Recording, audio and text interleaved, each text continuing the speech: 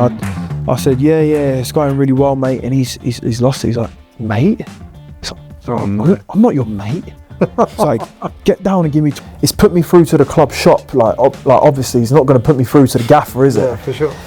But I've called, and the CEO's picked up the phone. I started talking to Pep, and I'm like, he's like, yeah, well played today. Like, you boys are unlucky. It's all being filmed, right? Yeah. I can never use the footage because the second mic didn't work either.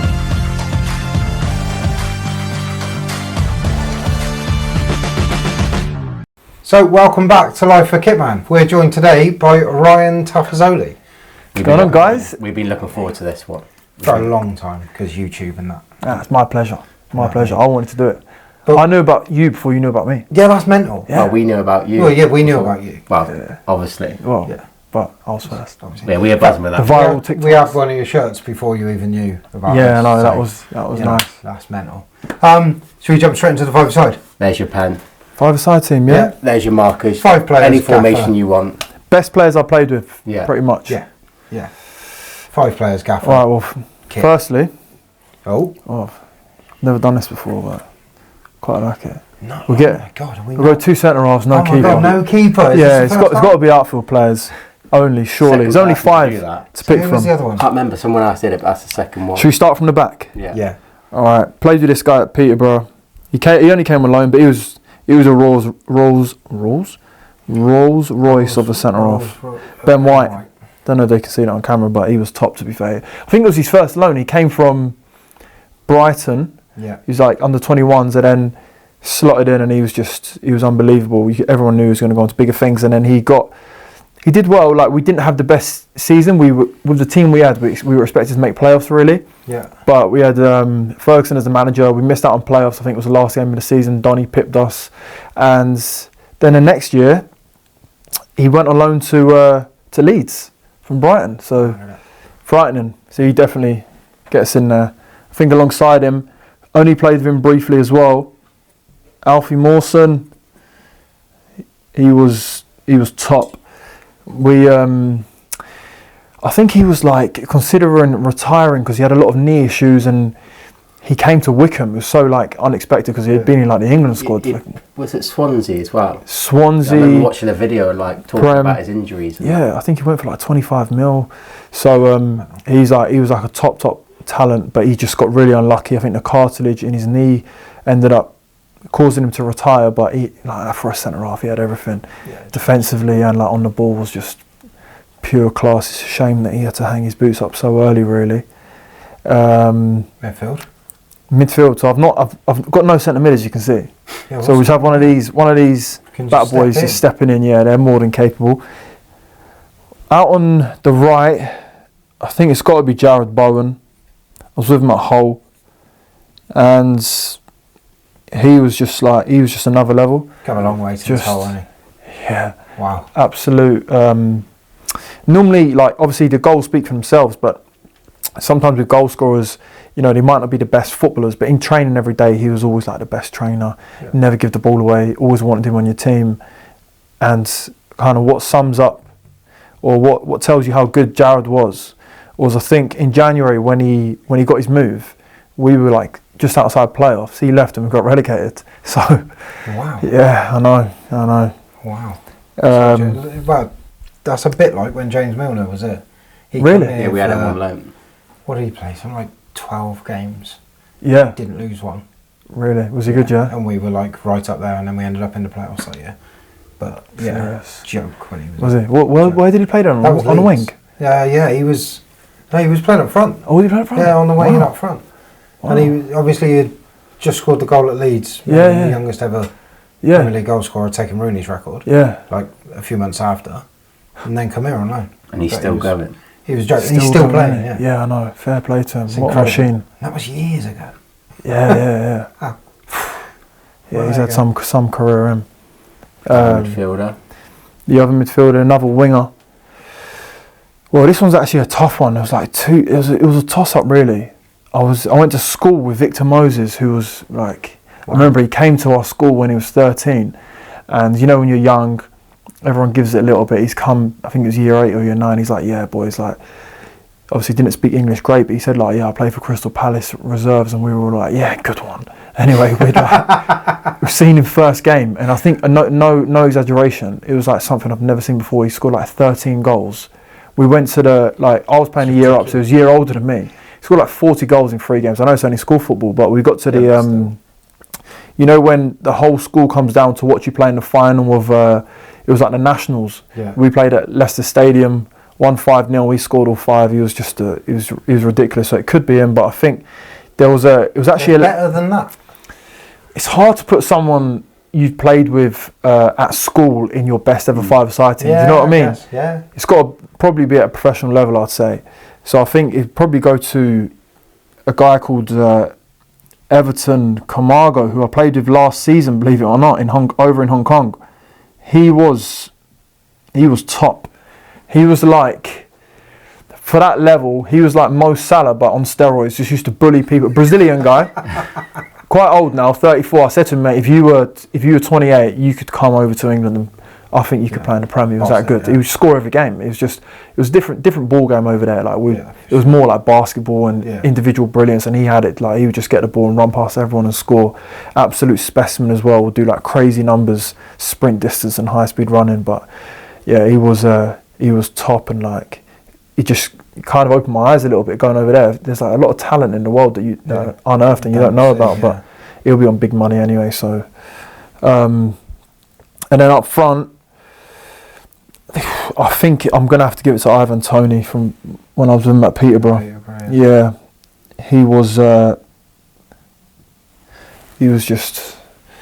he came from Newcastle. I actually remember a week before he signed, Steve Evans has he was our manager at the time, and he's pulled me into the office and he's like, Taff, who's the best striker that you've played against at this level?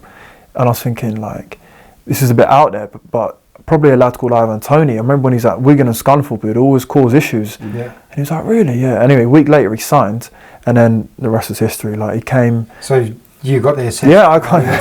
Taking the I don't know if that was a reason, or if he was already on the radar and one of the strikers on the list. But then he came, had to wait a little bit because we had 2 other strikers, Jason Cummins and Matty Godden, I think we were top of the league at the time, won 6 out of 6, but he was always going to get in the team. And then when he did, he was just he was unplayable, to be fair. Training against him was a nightmare, and proper.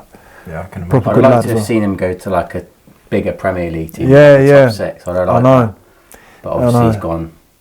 You can't blame him, can you? But wow, yeah. Can't blame him. Would have been nice to see him keep going in the Prem. Obviously he's done well for England as well, to be fair. He got called up did he get called up recently to the last England squad? I'm not sure if he was in the last one, actually. Was he not? I don't know. He was in the few before, the last couple of years. I know he stopped getting called up once he went to Saudi, but then I don't know if they recalled him after he finished second top goal scorer in the league or whatever. I didn't really pay attention to that last. To be fair. I think he might have been, but he was he was just so clever. You just couldn't get near him. Couldn't get near him. Not the quickest, not necessarily the strongest or most athletic, but he has spring on him obviously. But you in training, just the timings of when he'd come to receive at feet and running behind, he would make himself look quicker and sharper than he actually was. But just a real clever player. Yeah. So any other mentions as well, before we go on to Gaffer? Honourable mentions, there'll be a few. There's definitely a few. Obviously, I've not got any centre mids in there, and played with some good ones. I would say coming through at Southampton I was a couple of years older, so I was captain of the youth team and the Rezzies, and we had the sort of golden generation of James Ward-Prowse, Luke Shaw, Callum Chambers, Harrison Reed. They were all coming through then. I think there was another one I'm missing. But they were all you could see that they were all going to go on to do something. Oxlade-Chamberlain. Who else would there be? There's a whole bunch of players they've played with some really good players. Jose Fonte, he was there.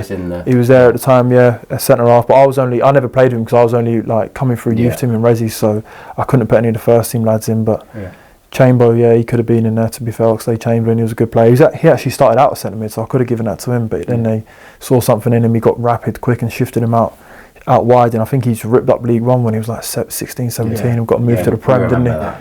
Yeah. Were you boys in League One at that time? Yeah, we were in League One. Obviously, Southampton come down to League One. Yeah. And they had the points deduction. Yeah. I think they still finished 8th, 7th, just outside the playoffs. Yeah. And the team they had was a joke. Yeah. And then obviously they went on the up, and they've been in the Prem pretty much since then. A couple of years in the Champ. Yeah. That really? team was a joke. League One. Yeah, that League One team. I was speaking to the gaffer about it actually, because he took. So we ended up in League One, but we were a Prem club, and he took Jason Punchin on loan from League One to the Prem. You never see that, do you? Like, he'd gone from Southampton, training with the Rezzies because he got bumped. That team was so right the way through. Even like Calvin and Davis. did back to back. Yeah, did back to back. Champ to Prem, League One to Champ to Prem, which was hence why I got released. Go on then, gaffer. Who's in it? Gaffer. Who's your gaffer? So there's not to be honest. I've not had like that many clubs really, considering my age. So who would I've had? Darren Ferguson's good manager, Grant McCann, Steve Evans, Ainsworth, and obviously the gaffer now. I think gaffer here's top, but obviously I can't put him in. It'd be a bit, cringy if I put the gaffer in right now. I've only been here for 2 weeks, but I'll probably put him. I'll probably give it to my manager last season actually, the one I was on. Maybe Ainsworth, but he's in our league, so I don't want to put Ainsworth in. Like we're going to be competing against Gillingham this year, so I don't want to put Ainsworth in. I'd probably give it to a guy called Matt Holland. Yeah. Not the one who was at Charlton back in the day, but he was our manager last season over in Hong Kong. He was just top. Knew his stuff, tactically very good. Man management spot on. He's only young as well. Decent. 30, mid-30s maybe. Yeah. So he's going to like go on to big things. Things out of work at the minute. So someone's watching this and wants a manager, snap him up. And if your team had to play in a kit, it can be any kit, a kit that you've played in, or a kit that you like, or as a kid. Yeah. I would go with probably the Brazil '98 kit. Remember the World Cup kit, the yellow one. Obviously the yellow one. I remember when I was like 7, I had that. Ronaldo on the back, felt like I was the boy. And that was just like, that just got me into football, I think. You know, hearing that theme tune, and then, the '98 World Cup with the yellow Brazil kit, I think it's just like... They had he had all the issues in the final and that, Ronaldo. Yeah, but unbelievable though, you just putting that kit on even as a kid, like even now if I was to put on a yellow Brazil kit, go down goals with my mates, I'd feel like, you still go down goals with your mates? Not now because I'm getting a bit old, but maybe a couple of years ago. Yeah. I wasn't even alive, so I don't know what you guys are talking about. So. He doesn't even know what R9 is. Mental. Unbelievable. Right, should we... Good team that, I like that. Oh, it's unbeliable. Really should we take a seat? Yeah, let's take a seat and have a proper into you and your career. Cheers. Well, you take a seat. Like that team. Good team, that. Top team. Bit different and a bit different. Team. I like it. I like not having a goalie, to be fair. But picking a goalie's boring, isn't it? It's 5-a-side. I think that's only, as I said, only the second person that's done that. But anyway, obviously, been here for a couple of weeks now. Yeah. Welcome to Swindon. Thanks a lot. Welcome to the pod again. Thanks a lot. How have you found it the first few weeks? I've really, really, really enjoyed it. I know everyone's going to say that who like signs for a new club, but it's been a breath of fresh air, really. Like the boys are all top. The gaffers sound, Biggie, Ledge coach. You've got Gav, top as well, ex centre half as well, which is like lovely. You know, as a centre half, you want to do extras and whatnot. Brings good crack to the dressing room every day.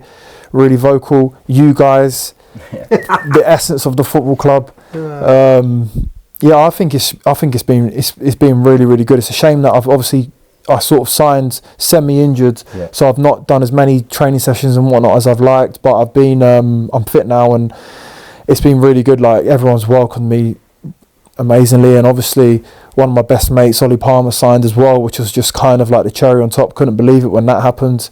So like it's been really good, good. Yeah. And you two are driving in together, aren't you? But we are at the minute. We heard earlier. He's got me on toasting at the minute. I'm doing all the driving. I don't know how he keeps missing these drives, and somehow I'm in debt for drives. But it's Obviously you're here now, but let's take it back right to the start. So you come through at Southampton. So how was that coming through that? Yeah, do you know what? It was really good. So Southampton at the time, the academy was renowned for like producing a conveyor belt of players to go on to do big things. So you knew if you did well there, you were always going to have a chance. Was there from 12. I remember got scouted by Southampton, and I lived in Surrey. And as I was signing for Southampton, Chelsea were on the phone to my mum, and my mum and dad were very sort of like loyal people. They already kind of given their word to Southampton, even though it meant they were going to be driving down from Surrey to Southampton, 1 hour 20 minutes, 3 times a week. We committed to Southampton, kind of turned down Chelsea, and went there. You know, from 12 till 16, had some really, really good coaches. Played with some really good players, and then you get your I think it's you get your 2-year scholar. So 16 to 18, and then 18 signed my first professional contract. At that period as well, there's not many better academies that you could have probably been in, really, is there? Because at the time, the players that they were bringing through, as you mentioned a minute ago, some of the players they were definitely. Like, I think at that time it was either Southampton or Arsenal. It wasn't really. I think nowadays is Chelsea and Man City more than Arsenal. Well, I think Arsenal's still up there, but if you were at Southampton or if you were at Arsenal, you were, you know, doing really well. So at that time, obviously Premier League club, but then it all went kind of, you know, tits up, if you like, and I think they found themselves from going from the Premier League to playing League One football. Yeah. However, it was still a Premier League club, so trying to break through, you didn't really have much of a chance because it was very results dependent. And then I'd say like that conveyor belt of, you know, Gareth Bale, Theo Walcott, players coming through didn't happen as frequently because you know, you had to get promoted and whatnot. So I think initially though, when you dropped to League One, you had like Lallana broke in, Chamberlain broke in, so there was some players getting in there, which obviously was a huge platform for them.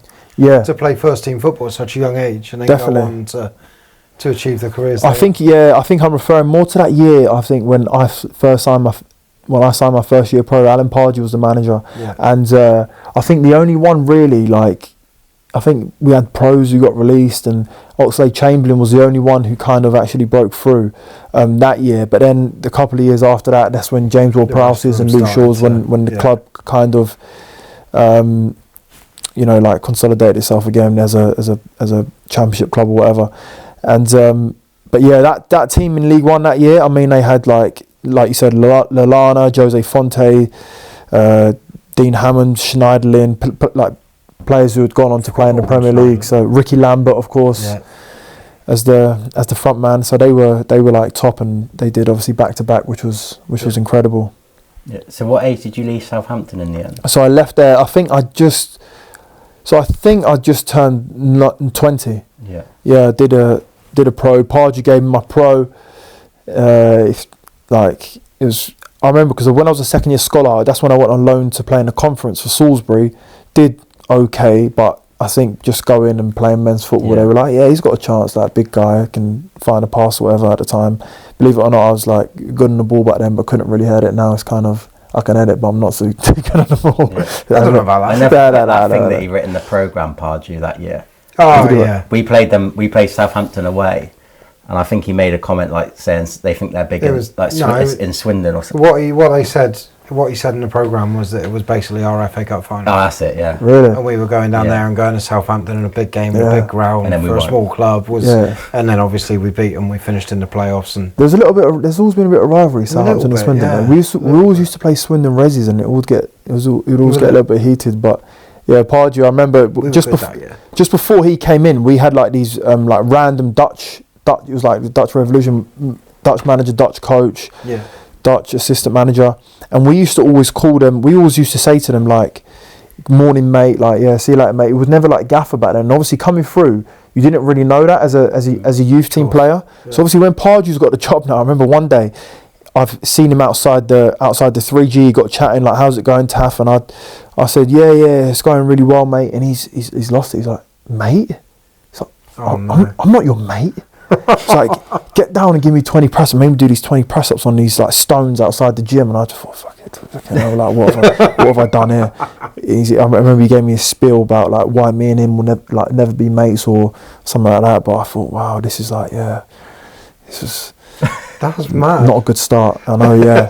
You're like, oh, good to meet you, mate. Yeah. But he was, he obviously did well, and I think he actually got a sack, and then Adkins came in, and Adkins was the one who did back to back, but Pardew kind of like built the team, and Adkins was the one who just took him to the champion and to the next level. Yeah. So obviously your time at Southampton come to an end. What happened from there? Do you know what? From there, then I got some random offers. Bradford's, I think it was, but they offered me like it was really bad. It wasn't. Well, it was quite bad money. It was like £150 a week to live in a hotel for the year. Just long way from home. Yeah, a long way from home. So I would have been getting £600 a month, but I turned it down. So I ended up having no club. And in hindsight, I probably should have taken it, to be honest. Yeah. I ended up having no club. I just kind of just did my own thing for about 6 months, just trained like twice a day at the local park. And then it was so random, right? I just had this belief that something was going to pop up. And I saw Mansfield were just struggling at the bottom of the conference. So I thought, let me just naively, let me just give Mansfield Town Football Club a phone call and see if they want a centre half. Yeah. So I've called Mansfield Town. Obviously, brilliant. Obviously, I'm your own agent. Yeah. But I've gone online. Mansfield Town Football Club phone number. It's put me through to the club shop. Like obviously, it's not going to put me through to the gaffer, is it? Yeah, for sure. But I've called, and the CEO's picked up the phone, and he's like, yeah, and he's like, hi, like. The girls in the shop must, and we used to train at the stadium, right? So we would always walk past this reception, and the girls would be in there every single day, like Mansfield. Yeah. But this one time I've happened to call, the CEO's answered, and his name was Paul. Gaffer was also called Paul, actually, Paul Cox. So he was like, yeah, like. I'd just been on trial at Oxford actually with Chris Wilder, and Chris Wilder and his assistant were like, glad about that. Yeah, I know. He said, look. We really like you.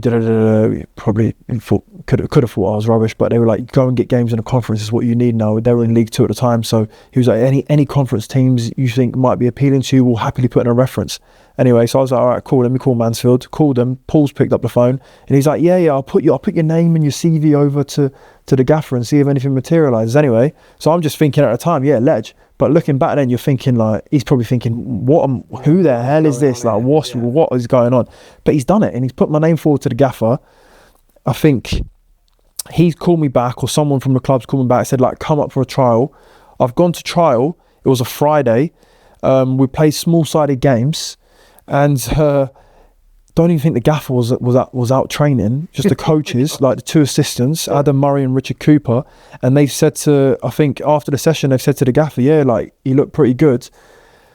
Gaffer's pulled me at the stadium, he's like, yeah, like, what sort of money were you on at Southampton, and how much would you want? And I was at the time, I was on I think it was 400 a week.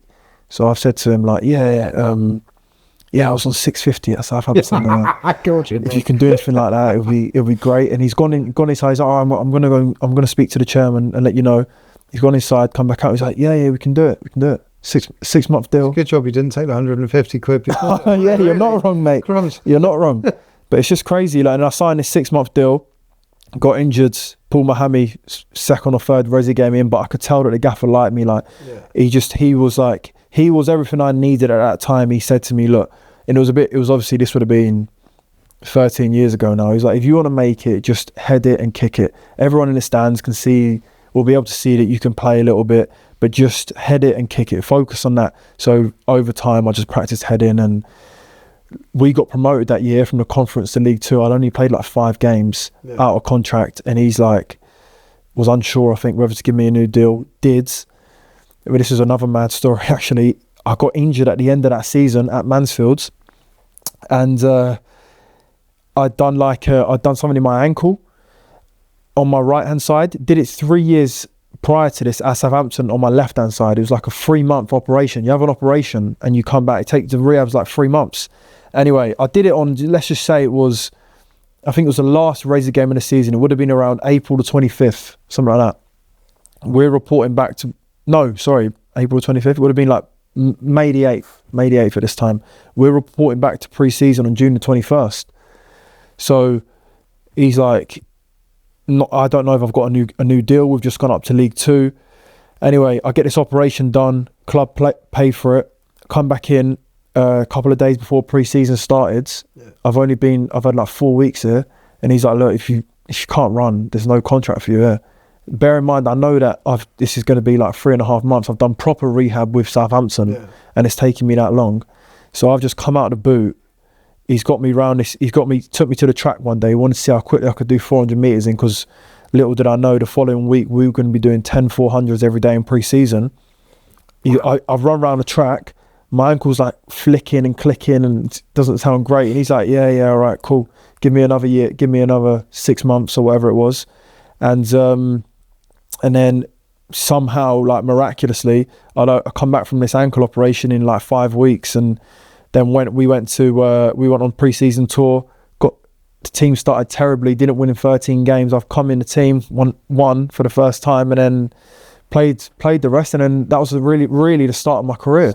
Yeah, it's like taking a car in for an MOT. Oh God, what's he gonna say? Yeah. And like saying, this analogy now. And then just saying, "Well, I want you to go on like an F1 track and just go as fast." I'm going to shut up.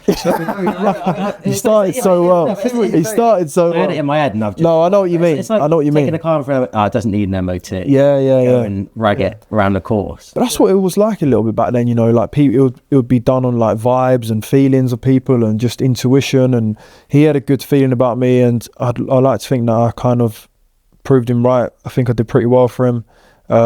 We finished strong in League 2 that year. It was our first year. I think we were like mid-table, and then obviously started making a name for myself from them, really. Yeah, and obviously you've gone on to play 416 games since then. Yeah, well, I didn't know that. I only found that out today. 416 games. Obviously, you've been at Peterborough, Wickham, Mansfield, as you just said, Hull City. Yeah. And in Hong Kong. And Hong Kong, yeah, a bit of a mad one, eh? But let's talk about Peterborough a little bit then. How was your time? Yeah, so then did 3 or 4 years at Mansfield. Contract ran out. Got a move to Peterborough, which was a league above. Grant McCann took me there, and really enjoyed it. I felt like I'd learned under Paul Cox and playing in League 2 at that time in the conference, just as a centre half back then, just win your headers and put it in the channels and you'll be all right. And then you get a manager like Grant McCann and Darren McAntony, who's the owner, who really, you know, they want to play a certain brand of football, very attacking, stepping out as a centre half. So I kind of went back to my Southampton days of, you know, driving out the back a lot more, building from the back, and I kind of... I suppose you had a mixture of both though, didn't you? Yeah, so I felt good. I felt good at that point. I felt like, you know, I was becoming a proper centre half, able to, you know, win headers and defend well, but also, you know, play a bit. And we just fell short a couple of times. I think we finished 7th under Grant McCann. Started the next season slowly. Then we brought in Steve Evans. So I think McAntony kind of, you know, he speaks about him a little bit now on his podcast and whatnot. But he said like he kind of went against pretty much what he believed in at the time. Of he just wanted to win games. And Steve Evans, I think when he got sacked, he was 6th in the league, to be fair. So surely you know that, like, you know what Steve Evans. Yeah, I know. But I think he had him lined up for a while. Maybe wanted to try something different. And Steve Evans obviously he kind of built his own squads, brought in some real good players. Obviously put Ivan Toney in my 5-side team. He was one of them. Yeah. But we still missed out on playoffs again. Following year, missed out on the last day of the season. So we were like the nearly team while I was there. And because when we were in League 1, we had about a 5-6 year period where we were we were in the playoffs 3 out of 5 years in a row. Yeah. So, and like I always remember Peterborough being up there. Like they've always been. They had a few years like yo-yo between championships. Yeah, that was slightly after me. Yeah, they've always been one of those clubs where you know they're going to be in and around it. Peterborough were always the team with the 3 strikers. Craig McElsmith, Aaron McLean, and who's the other one? George Boyd. The trio. We played them trio, one time. It was like 5-4. Yeah, it was mental. The Trinity, sorry. Yeah, they're like, I know. They've been renowned for just having a top striker and selling them. But in that team, the way they play, as any striker, I think I could have played up front and got goals. And you had the players you had behind you, like Marcus Maddison. Do you remember him, the winger who just had a crazy ability? You got Ivan Toney's goals, got Jack Marriot's goals, just put on a plate for you and that. I really enjoyed Peterborough though. It was just kind of went there for 3 years, not much to do in the city. Just got my head down, worked, trained, tried to develop myself as best I could, and had some good times. Yeah, and obviously you had a little spell at Hull as well in the champ. So left Peterborough on a free again. Actually, And then Grant McCann, who brought me to Peterborough, just got the whole city job. And he was, that's how I got the move. And then ended up at Hull. Yeah. Joined, I think I went to pre-season with him. He kind of, so I was out of contract, and he said, like, come to Marbella, train with us a little bit. It was probably like a disguised trial looking back on it now. And then went to Marbella, I think played in a couple of games, and I think, thank God I scored in one, did pretty well, and then signed. But we had, we did have a really good team for the first half of the season, and then when Jared Bowen, we had probably 2 best wingers in the league. I can't remember if the other winger, Kamil Grosicki, if he left as well. Might have Polish. Yeah, I think he did leave. So we had Jared Bowen and Kamil Grosicki, and they were we were just known for them two. They were Hull City. So every team's manager and press conferences would come out. Yeah, we stopped Bowen and we stopped Grosicki. We'll have a chance. We lost them both. I think Grosicki went to West Brom. And then, unfortunately, it was a really competitive league that year. COVID as well. No fans in the second half of the season. Yeah, because we then played Hull because we were the following season. Did closed doors. Yeah. It was awful, wasn't it? It was awful. COVID times. Yeah, it was rubbish. The whole time was just. You'd go to these grounds. I remember when we had Ipswich away. Yeah. You're thinking big ground. This would be amazing if it was. Scott Twine scores that goal from 40 yards. Top ends job. Unbelievable game. We win. Yeah, fans are just silence. I know. That's the only time I've been Hull, to be fair. So I haven't really got that proper. Yeah, that season. Their fans were good as well. To be fair, the stadium does get rocking at times. But I did. Do you know what? I didn't even really get to experience fans in my first year in the Championship as well, because the first sort of 3 or 4 months of the season, I didn't play at Hull. They had a left centre half who was on fire, and then it was only the second half, when fans weren't allowed in anymore, I got in. So the Championship come back, didn't it? Yeah, they come back. Yeah, we just did playoffs. Yeah, so our league just did playoffs, and everybody else. Points per game, wasn't it? We won the league on points per game. Really? Yeah. I didn't know that. Yeah. Was that?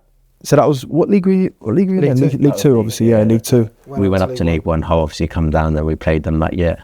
Yeah, because then after that, you went then come to Wickham after that year. Yeah, because I remember the points per game, because there was this whole thing with Peterborough and Wickham where I think Wickham made the playoffs or something on points per game, whereas Peterborough thought they had the momentum. They had won so many games in a row. So there was this big debate: should it be Peterborough? Should it be Wickham? Should it be points per game? Should it be whatever? But then Wickham had obviously gone up. Hull got relegated.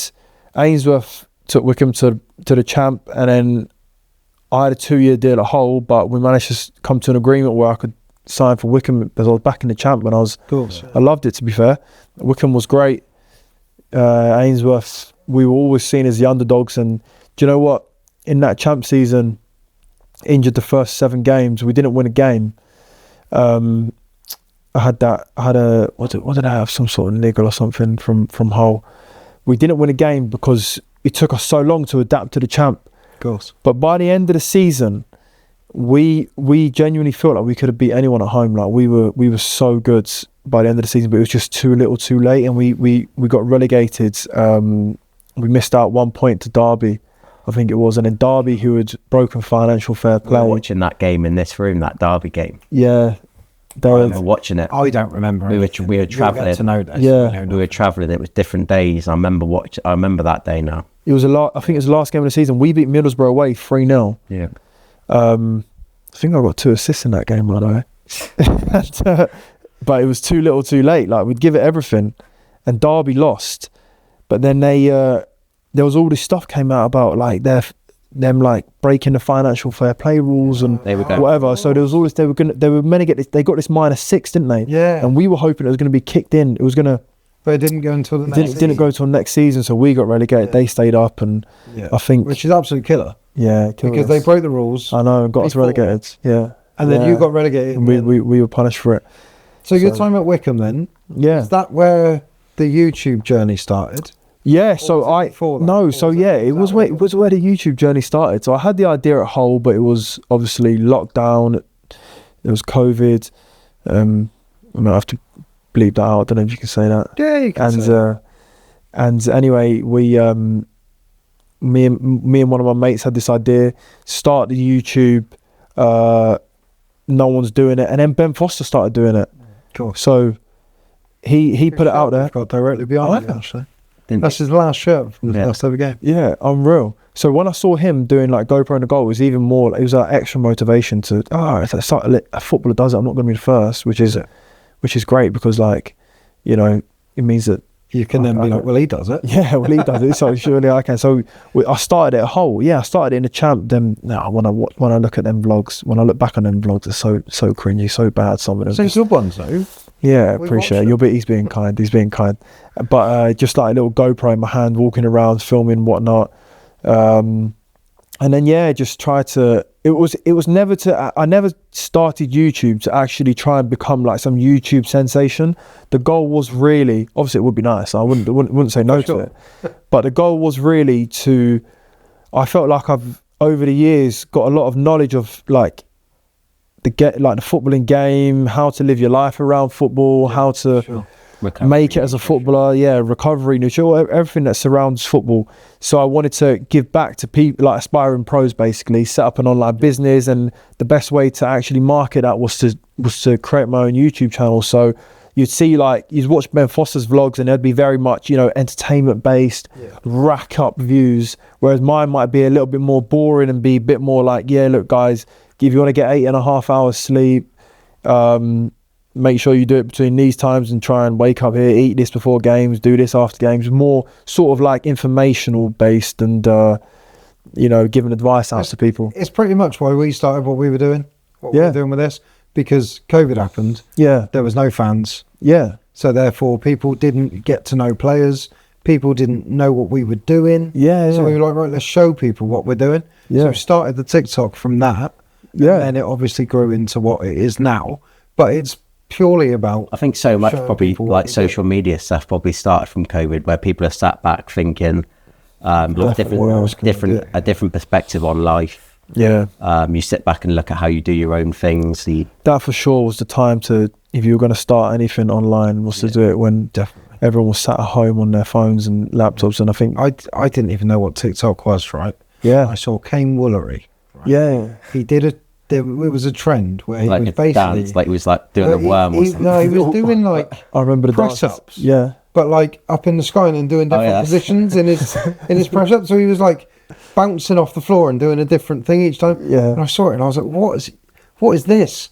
And I was just flicking through his platform and I'm like, this is mental. Yeah. So we had the conversation. It all started with the viral dances and that, didn't it? Yeah. And Jason Derulo back, remember him? Yeah. He used to the big dog back in the day. But and then I saw, that's what I mean, I saw like TikTok, the viral TikToks before, when was this? A few years ago now. 3 or 4. Yeah. 3 years. I think everyone's seen them, everyone in football everyone on TikTok's seen them. They went viral, didn't they? So 6 million views on one of them. Yeah. Mental views. But it's just like it's such a good feeling when like a short video blows up, or even a long video. Innit? That didn't initially do anything. Did it not? No. Was it kind of like a slow burner? A couple of weeks after, yeah, it then just took off. People Really? were like, look at the team spirit in this group, and yeah. it just went off. Yeah. You get a good buzz from seeing like people, especially when like they're commenting on your stuff. And obviously, I know you sometimes probably going to get some negative things, but that's just life. But like when you get the positive ones and like people are liking it, is a nice feeling. And, like, definitely. Like we had somebody comment on our YouTube video from the weekend just gone. He was from Canada. Really? He was like, followed you a few months ago, really enjoy it. And you just see stuff like that. You're thinking someone in Canada is like, watching our channel, like, how's stuff that? like that. Mad. It is good, mate. You do. I've got it here. It says, away days brought me to your channel, right? So we did a video where Ellis Platten away days came and was a Kitman for 24 hours. Says, with a Hardy, they deserve a lot more attention than they're getting, and I couldn't agree more. He put, your personality, status, ability to get exclusive content is exactly what I'm looking for from a YouTube channel. Keep it up, grow it. You guys are going to have a YouTube black in no time. Right? That is why you do what you do. Yeah, for because sure. we're making a difference to one person in Canada that is absolutely sat there loving. No, mate. But yeah, I remember like watching all stuff. I remember like it always coming up on TikTok, and then like watched some of the YouTube video years ago. So it's kind of weird like being sat here now. I really enjoyed it. No, I appreciate it. It must have been. How did it feel like being mic'd up in the games and that? That's what I want to ask. Yeah, did you like know? Obviously, you knew it was there. Well, I never like told anyone I was mic'd up. I just used to say, it's a secret. Like I don't. Where did you put the mic? I said it was a camera. I had like this mad directional camera when it points at me, like to pick up my voice. Matt's back in the room. I was thinking I'm miles off it. Going back to your point on like YouTube, like you won't realise that how many people you actually do connect with over the world. I remember you probably heard of them, Five Guys FC. Did you ever see any of that stuff? Like I'll be over in Hong Kong and there'll be people on the street. Oh my God, like it's the guy from Five Guys, and I'm like, what? Like, I'm in Hong Kong, and they recognise me from Five Guys, and they're obviously massive. Obviously, when you just signed, like I think it was a week after we had a home game, and didn't someone fly over like? Sorry, I thought you were going to say that some of the fans were like, "Did you play for Five Guys?" Yeah, baby. There was a guy. Yeah, a Lee Man fan came from Hong Kong. He had his kit on, and like fair play to him. He said he was visiting England, so he thought he knew I was here, and he'd been to the Lee Man games last year. But yeah, with the mic, I started it off. Do you know what? Initially, we weren't doing mic'd up, but I just thought it could add a different string to a bow. So I started, you know how it works. You know, this sort of thing here is obviously wireless, isn't it? I was just putting that in the GPS vest, and then you'd have the receiver on the camera like you've got here, and it would just sync up. But I you know what, I do remember I had a stinker. So we just started doing this mic'd up and started picking up a bit of traction, and then couldn't be like any more unbelievable. We get to the third round of the Carabao Cup, Man City away, and I'm like this, like, oh my God, like this is just going to be unbelievable. Mic'd up, And I swear, we've never had any issues with the mic not connecting.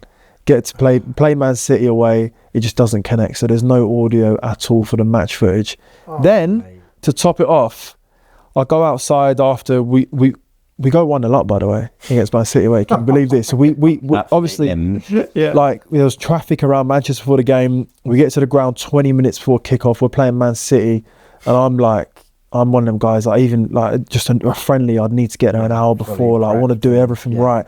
Let alone when you're playing against De Bruyne, Sterling, and whoever else was playing. And I'm thinking like, God, this isn't ideal. But 30 minutes in, like ball fell to me actually on the edge of the box. I've gone to shoot, absolutely dragged it. I've ended up squaring it, and our striker's there for a tap in, and we go 1-0 up. Everyone's buzzing, but in the back of my mind, I'm thinking that's probably the worst thing we could have done. Actually, like it would have been better if we didn't score, because then they just turned up the heat and we ended up losing 6-1. So anyway, after the game, as I was saying, I go onto the pitch just to do like a little cool down. See the guy there who's filming, and he's like, "Mate, the mic didn't connect." I'm like, "Nah, seriously, you're on the wind up." Yeah, you're bantering me here, but he's like, "Nah, it didn't connect." I think sometimes it can like turn off or whatever, and if someone knocks it. But anyway, as we're talking, Pep comes walking over, and he's like this. He's like, he does like this, but he's like, he moves his mouth, like says something to me. So I'm like, I'm buzzing, like opportunity. I'll go over it. I'm like, mate, hey, get this on camera. So he takes off the mic, like, there's a camera side up. I start talking to Pep, and I'm like, he's like, yeah, well played today. Like, you boys are unlucky. It's all being filmed, right? Yeah. I can never use the footage because the second mic didn't work either. So I'm there asking Pep, like, what would be? Oh my God! Have you got any advice for? Matt's now checking. He's having I know he's looking around there now, checking everything. I'm thinking this will be unbelievable content, and I'm like, look, if you could give any advice to 16, 17, 18-year-old players who are trying to make it, and he's reading off all these words of wisdom, and it's just like this. We're just sat there, and we're standing there, the footage, and we're like this. No sound. So yeah, like there's been a few things that have gone wrong, but it was a blow. But still managed to. I just used the frame as the thumbnail, and me talking to Pep, and I think I even titled it "Man City away. You won't believe what Pep Guardiola said." Not that you'll ever know, but people have watched it. Like, just clickbait. It's done well, the YouTube. You got something like 68,000 subscribers, something like that. Yeah, not that I was. I don't. Yeah, something. It's like 68,000, something like that. Is it? Can't remember the exact number, but yeah, not bad, is it? Something like that. I need to. We won't mind that. My biggest issue is is like going back to the mic. My biggest issue has been consistency with it, because I think when Ben Foster stopped, like the EFL started really clamping down on it. They would like contact Wickham and be like, he's not allowed to Sky own the rights to the footage. Yeah. You know, Wickham would go back to them and say, well, look, there's millions of YouTubers who are going to games. Like, you see these big influencers filming games, filming themselves, reacting. Like, why can't he do it? So this is why when you watch our vlogs, there isn't very much game footage at all. Yeah. But that's the reason, guys. Yeah, it's tricky. You never know. Like, you can get a warning and get demonetized at any given time. It's just kind of not worth it. But I do think that I think they've got a little bit more lenient lately. So, I think it's after a certain time you're allowed to show it now. I think that's the thing as well. Yeah, like you can't. Do you know what? I would never put the vlogs out quickly anyway. So that would never be the thing. You know, where the clubs can't put out highlights before 1 p.m. Yeah, 1 a.m. or whatever, or the highlight show. But mine was just more. I don't know. I just don't think they liked me filming the game, and obviously the EFL can't really. Sky own the rights to it, so you know, got to be careful with what people. If Sky said no, then definitely not. So, but we'll see even when I next play, like I'll get a vlog out, see how it goes. It's gonna be so good. Should we take a quick break and do the? Oh my God, yeah. Talk about one of our sponsors. So split it up in the middle. As we've said before, we're now sponsored by Match One Shirt, and we said that they were going to send us loads of stuff, and we were going to do some cool things. We have received our first mystery box. We do not know what is in it. We don't know which one of us it's for, because they're sending me one and Steve one. So, but we're not 100% sure which one this is. We're going to open it up. We're going to have a little look. Yeah. And we're going to see who's we've been buzzing for this. Where it's from. Do you reckon it could be Brazil 98 R9 shirt? Match one. That would be so cool. Imagine. That'd be worth. It's R9 worth thousands, no? Surely. So this is how it comes, right? That looks like at first glance. Cool little box. You got a certificate that says congratulations, you're now the owner of a. Can anyone guess what shirt that is from there? Just from looking at that, is that Napoli shirt sticker? That's nice. That's a Napoli shirt. It looks like Napoli. Just does look a bit like doesn't it? What we said to them, they said like, "What like, do you have any preferences? Like, what do you like?" And I said that I follow Napoli, part Italian. I follow Napoli. So the fact that this is a Napoli shirt, it's Italian. It's this is good. This is really good. So fabrics, right? There's like a little thing on the bottom of the shirt, and if you scan it with your phone, it then brings up all the information of the game. Oh, that's all that kind of stuff. So that's really cool. Anybody that's not watched our vlog from Amsterdam, go and watch that. Go and watch that. Talk about that. Yes. We show everybody how to use it on that vlog. So do that. Fabrics. That's really cool. Are you ready, John? Yeah, do you want me to do it, or do you want to do it? You do it, mate. All right, mate. So it's definitely Napoli. It's last year's as well. This is so nicely packaged, by the way. So good. Box is smart. It's last year's. Right? Yeah, so that's they won Serie A last year. It's a Serie A winning shirt. Wow. And it's match worn. They're match worn and signed. Wow. So we have got. That is such a nice shirt. Yeah. Such a nice shirt. And the A7. Yeah, that's tough. And it is. Right back. Yeah. Look at that. Wow. Signed. Unbelievable. That's class. Right, so should we, if I hand it over to you, Jonas, should we have a look and see what game it is? Exactly what game it's from. Because. Let's unlock my phone and let's have a go on this fabric stuff. There we go. It comes up on my screen. And it will tell me what game was it from. Authenticated by Match Worn Shirt. Match Parma against Napoli, Serie A, on the 18th of May 2025. So right at the end of last season. Yeah, so right at the end of last season.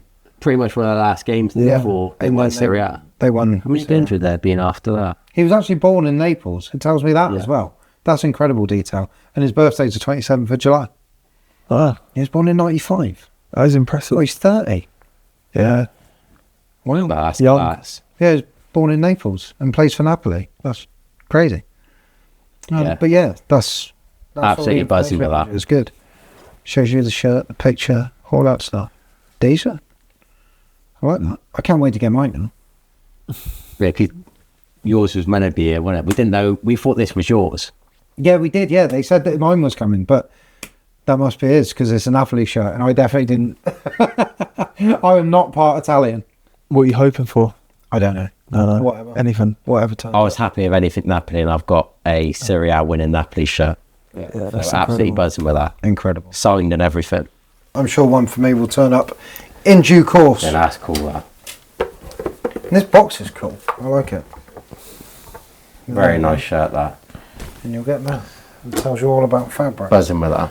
You've got so many shirts in here. Oh my god! It's What do you think are the top 3? What are your top 3 favourites here? Because there's so many, isn't Obviously, there? I love it when guests come with questions. Yeah, they're not all on show here. We've got a lot of them hung up there. Yeah. You can't see them all.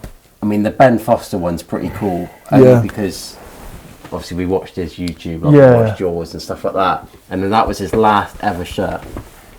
We played Wrexham and we drew 5-5. And he retired. And he retired after that game. Yeah. So that's a pretty cool one in terms of that. Obviously, cool. the De Bruyne one from the FA Cup game. I think that's got to be. We played them in the FA Cup. Here Is that up there? Yeah. I got De Bruyne's as well in that game. Yeah. Just after we scored, I'd run past him like, "Can I get your shirt after the game?" He's like, "Yeah." I thought he was going to say like, "Shut up, mate! Like, get on with the game," because he just got 1-0 down. But I thought I'd get it in early. He just stood in the tunnel chatting to people. Yeah. And he signed that for Did us. I don't think it's in shop, but we've got a Leon third shirt from last season. No, not last season, the year before. Yeah. Jake O'Brien. Absolutely loved that shirt. We had Jake O'Brien here. You've got Munier shirt. Yeah. Is that the right back? Belgian right back? Yeah. We had So random. Johnny Williams. Yeah. Obviously, he kept on going on international duty. Yeah. So we've got this Wales one there, which is probably another one of our favourites. And when he went away, he just got us random shirts and that. But Love that. Same game, he got. Top 3 definitely. Oh, did De he? Bruyne. So he was Couldn't like, give you I don't Hazard. really need Meunier, so you can have it. Definitely nice. De Bruyne's up there. It's got to be. Johnny Williams is probably up there as well because that's his Euro shirt. Really like that. We've got. There's a Romero Argentina shirt up there. Yeah. Serious? Match worn as well? Not like? match Not worn, match but- worn. But There's also. This is a bit of a left field one. Jake Kane's Liverpool shirt from a Champions League game where he was on the bench against Real Madrid. Pretty wow, that is cool. So that's pretty cool. And talking of shirts, we obviously had your one before you were here, which has happened. It's happened a couple of times now where we've had like a player shirt. That is weird, yeah. Like we've played a team. Like we had Johnny Williams before we signed here, and he come in and he was like, "What?" And this is actually from the Wembley final. Wembley final. So on the front, it's got the detail of Bristol Street. game, We lost. Yeah, we lost to Peterborough. 3 late goals, wasn't it? It was like I think it was. Like the 85th minute. He scored like They a scored in the ridiculous 85th goal. minute. Yeah. You scored in the 89th. And he scored from And then they outside the scored, box. like, the He 90s. just tried to whip one in and he's just Cool. caught the keeper out. But yeah, obviously we know JT at Wickham. Yeah, what a guy. Legend. What a guy. I know, he'd definitely be watching this, so we'll give him a little shout out. Yeah, What a guy. You need to get him on the phone. I love him. we have. he We've is got a one set top, up with a top few man. different. We obviously and played they're gonna come on Wickham, and that, not so. the summer just gone, the one before, and did a little shirt swap, and he brought that one in. And now you're here. Yeah, My that is question mad. is, That is mental. why have we got it and you haven't got it? I know. I have not. I've Why never have seen you it. not got it? JT's done me dirty, isn't he? I think I might have asked him for that shirt as well. I don't understand why after the game you didn't take it. Because I didn't play. Oh, okay. I thought we're done with this. I played the game before and got dropped for the final. I thought, what's gone on here? It made sense to be That fair. explains that then. Yeah. One more shirt on the wall before we move on. We have Louis Barry's Barcelona B shirt. Yeah, that's not a fact that everyone knows about him, is it? That's like a one-off. Yeah, There's not any more unless he's got some. There ain't any more of them. That's pretty cool. Yeah, that must be a rare shirt. So for sure. that is rare. Yeah, that was like as soon as we heard that obviously you were coming in, we realised. We couldn't believe it. We were like, we've got his shirt. That's crazy. Right, should we talk about some? Well, we obviously got a couple of pairs of your boots on here. Yeah, What size are you? 9.5. Yeah. 13s. I like the Preds. These are lush, aren't they? To be fair, I've got. I just thought the red ones would go with the kit. Yeah. And do you know what? I've worn Nikes for the last 5 years. I just thought I'd just.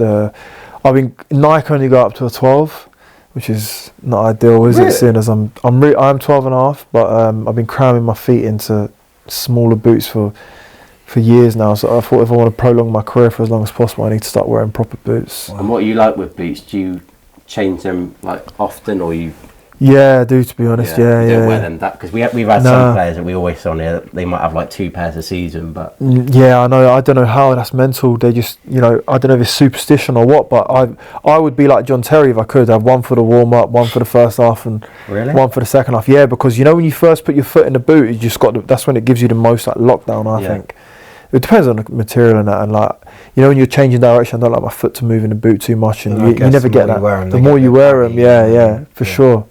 So yeah, I'm like, I'm into my boots a little bit. To be fair, I watch a fair few YouTube videos on football boots and boot reviews and whatnot. So I've tried out a whole load. Yeah. Give the place a go. So what's the best boots you've had in your career? The best boots ever. If you could just go back to a boot and wear it again. Probably the Nike Hypervenom Phantom. Oh, was it Phantom ones? Was it orange and black ones back in the day? I don't know if you remember them. With the little skull on the heel. Yeah. They were top.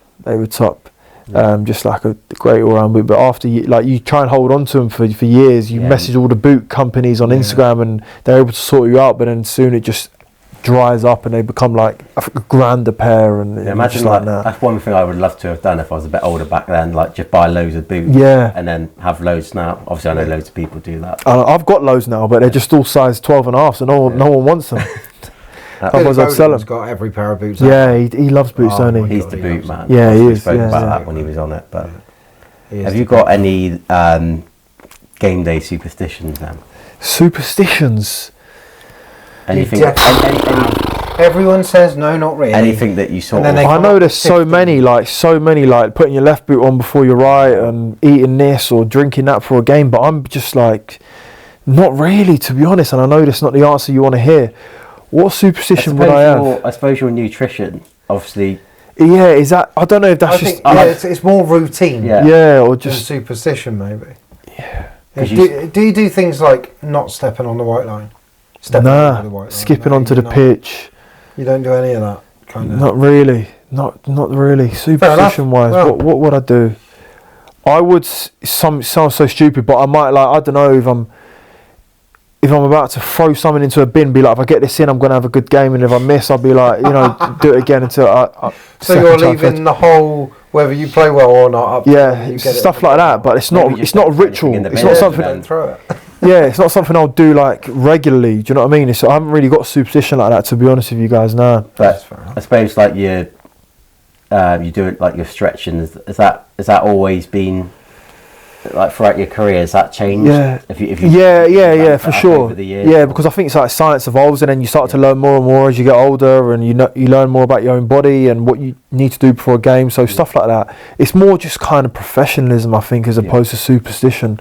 Yeah. Is what is kind of like what I would try to do as much as possible before a game, as opposed to anything like out there or different. That's fair enough. Usually people say they don't have any and then rattle a load off, but if you don't, that's fair. I would always wear studs. Yeah. Does that count as a superstition? I don't know. I'm a centre half. I think as a centre half, you've got to anyway. Yeah. I think it'd be more weird. Even if it was like bone dry, I would wear studs in a game just in case, and that's really about it. Right, well, we've got some news to wrap up with, haven't we, Joan? You might have seen it all over social media this week. You definitely will have done. If you haven't, then where have you been? This podcast, not this episode, but this podcast as a whole has been nominated and then shortlisted at the Football Content Awards for Best Podcast in the Football League. We can't believe it. That's unbelievable. That is unbelievable. Little clap, because we work hard at it. We're buzzing. But it's a public vote. So the more of you that go and vote for it, the more chance we got of winning. Yeah. There's obviously a gold, silver, bronze. So we want to be stood there in our suits holding a little... Oh my God, can you imagine us two standing up there and speak? It would be incredible, wouldn't it? Yeah. That needs to happen, so... we're going to take Matt to the ceremony regardless of whether we're winning, losing, drawing, whatever we're doing. Because we're still doing it because of... Yeah, because without Matt, this would never have got... We sat here eating a fish and chips on deadline day one day. Yeah. And that was when it first got spoke about. When we had and obviously the club have been absolutely brilliant. Chairman sort of allowed us to do it from the start, and sort of 3 years on, we're still doing it. So so go and vote. I'll put the link there'll be a link in the description. So please go and vote for us. Get your friends to go and vote for it. Get everyone to go and vote for us. It would mean a lot. Yeah, it really would. And it only takes a second. Vote as many times as they want. Oh yeah, you can vote as many times as you want as well. Apparently, you can vote as many times as you like. So, you know. Also, another thanks to our other sponsor, In for Free, because the wall behind us, and everything we do is also possible because of them. Yeah. So another thank you for them. They couldn't make it today. They wanted to come and watch, but work commitments and stuff, and our schedule. Hopefully soon they can come and watch. But massive thank you to them. Obviously, once again, a massive thank you to Match Worn Shirt, because this is class. Absolutely buzzing with this. I don't support Napoli, but I follow them. Buzzing with that. And also, thank you to Taf. No, thanks to you guys. Thank you for your time and thank you for coming on. No, thank you to you guys. It's been my pleasure, honestly. Absolute pleasure. So, and that has been the life of a Kitman. Looking forward to seeing you out there. I'm saying that at the end of every video. It's going to stick. Yeah. We're going to get there. The life of a Kitman. Yeah. Thanks for watching. Thanks Love for it. everybody. No, thanks guys. Yeah, Cheers, amazing. Guys. See you soon.